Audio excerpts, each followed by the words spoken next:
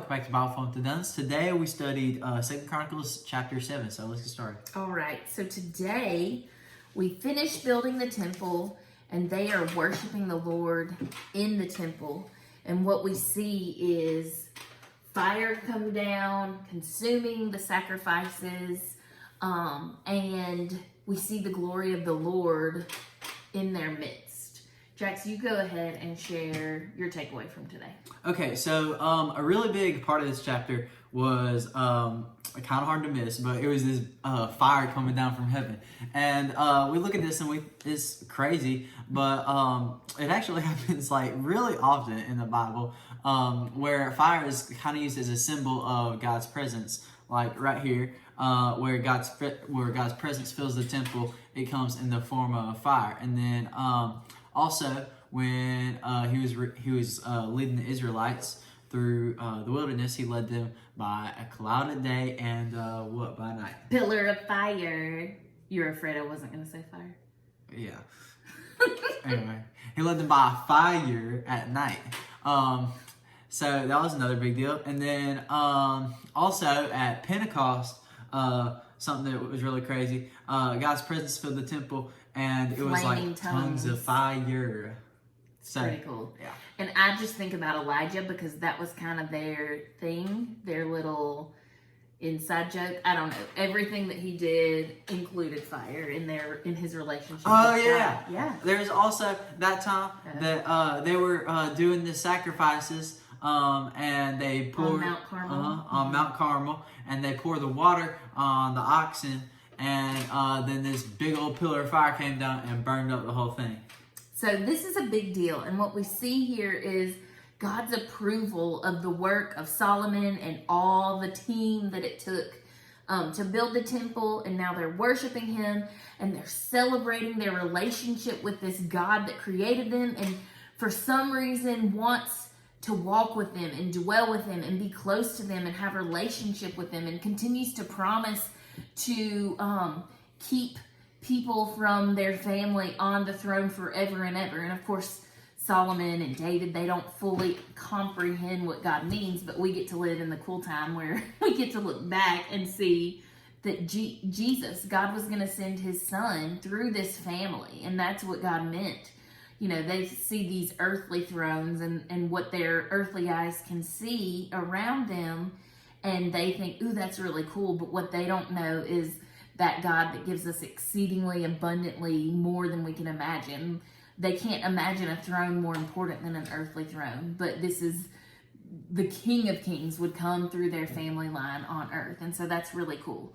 And as they worship God, all the people of Israel, in verse 3, it says, they saw the fire come down and the glory of the Lord on the temple, and they bowed down with their faces to the ground on the pavement, and they worshiped and they gave thanks to the Lord, saying, for he is good, for his steadfast love endures forever. Just a couple of days ago, I did the recap for chapter 5.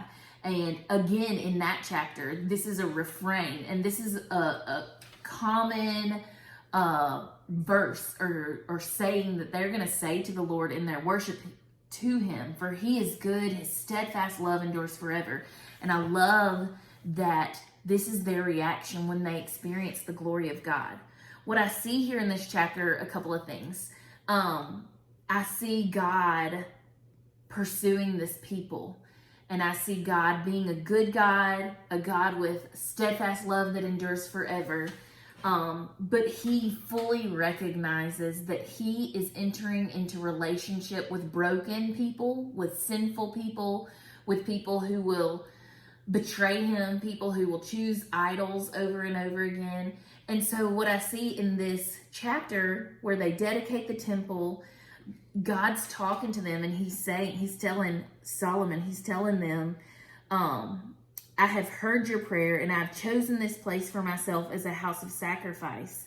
And he's saying, you know, he gave them all the law, and he's telling them that he will help them. He will always be with them, and he will help them conquer the areas that they need to conquer. He will bless them as long as they are faithful to him, and as long as they keep their side of the covenant.